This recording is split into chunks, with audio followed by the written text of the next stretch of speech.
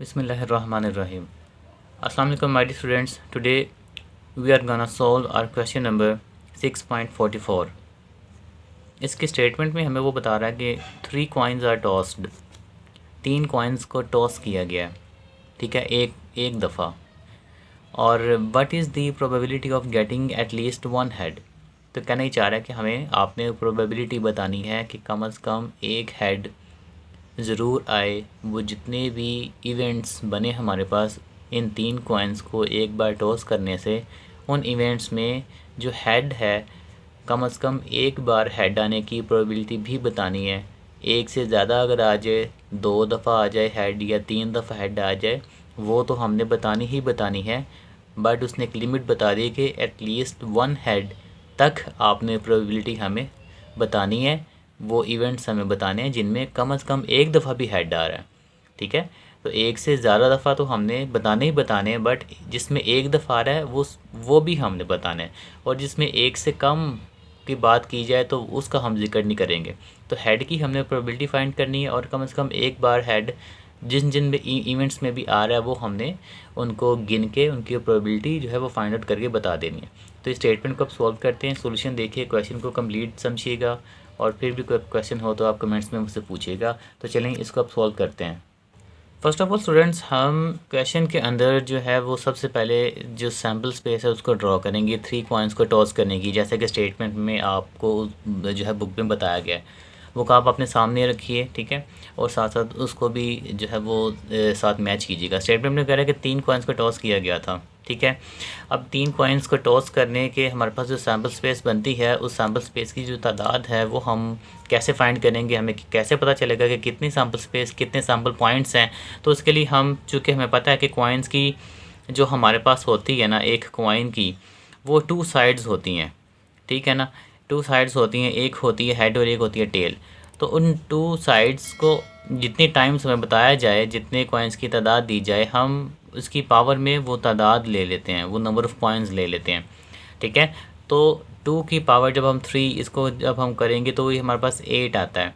तो हमें इससे ये पता चलेगा कि 8 हमारे पास जो है वो सैम्पल स्पेस बनेंगे, 8 सैम्पल पॉइंट्स हमारे पास आएंगे, 8 पॉसिबल आंसर्स आएंगे जब भी हम 3 कॉइन्स को टॉस की करेंगे, ठीक है, एक बार। अब ये हमने 8 सैम्पल पॉइंट्स किस तरह से बनाने हैं, इसके लिए सबसे पहले ये जो 8 आपको दिया गया ना, आपने इस 8 को, ठीक है, इस 8 को आपने डिवाइड करना है 2 पे, ठीक है, बिकॉज 2 साइड्स होती है कॉइन्स की।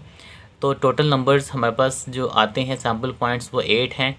8 को डिवाइड करेंगे 2 पे तो हमारे पास इसका आंसर आएगा 4, ठीक है। हमने 4 टाइम्स यहाँ पे लिखना है हेड, इस तरह से, ठीक है, हेड एंड हेड। और फिर नेक्स्ट हमने 4 टाइम्स हमने टेल लिखना है। टेल के लिए यहाँ पे टी यूज़ कर लेंगे, टी फॉर टेल, ठीक है, 1 2 3 एंड 4। उसके बाद क्या करना है, हमने इस 4 को दोबारा से फिर 2 पे डिवाइड करेंगे, और तब तक करते जाएंगे जब तक 1 ना आए। तो 2 पे जब डिवाइड करेंगे 4 को तो इसका आंसर आ जाएगा 2, ठीक है। अब हम 2 टाइम्स हेड लिखेंगे और 2 टाइम्स टेल लिखेंगे इस डेटा के अंदर, जो हमारे पास डेटा जो हमने ये एक फर्स्ट रो बनाई है। तो इसमें हम 2 टाइम्स हेड लिखेंगे और फिर 2 टाइम्स टेल लिखेंगे। अगेन हम फिर 2 टाइम्स हेड और फिर 2 टाइम्स टेल। ये कलर मैंने डिफरेंट यूज़ किए हैं इसीलिए, ताकि ज़रा आपको इनकी तादाद भी पता चलती रहेगी। और अच्छा, अब हम इस 2 को फिर डिवाइड करेंगे 2 पे और आंसर आ जाएगा 1, ठीक है। अब हम 1 टाइम हेड और 1 टाइम टेल लिखेंगे, हेड टेल, देन फिर head, then tail, then head, then tail, then head and then again tail.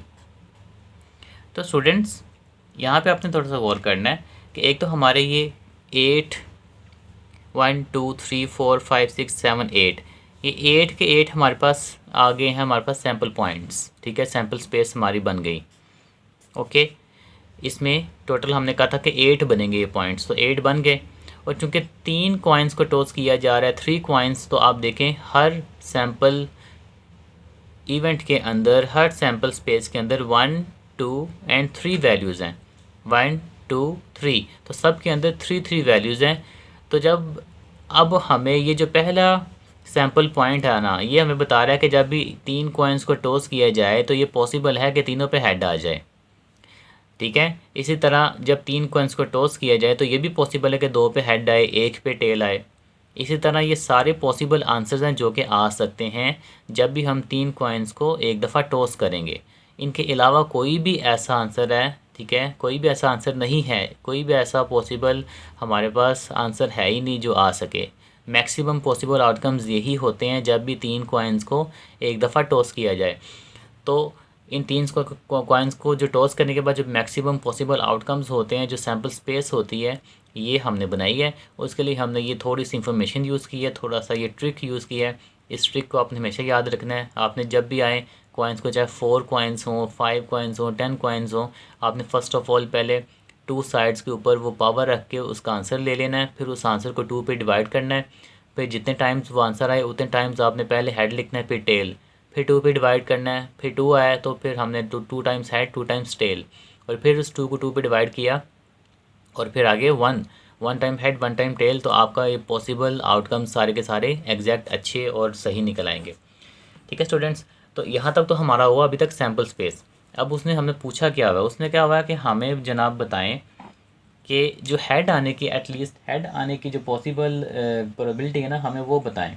तो हम यहाँ पे एक इवेंट बना लेंगे, हम लेट कर लेंगे कि ये हमारे पास एक ऐसा इवेंट है, ठीक है, जो हमें बता रहा है कि एटलीस्ट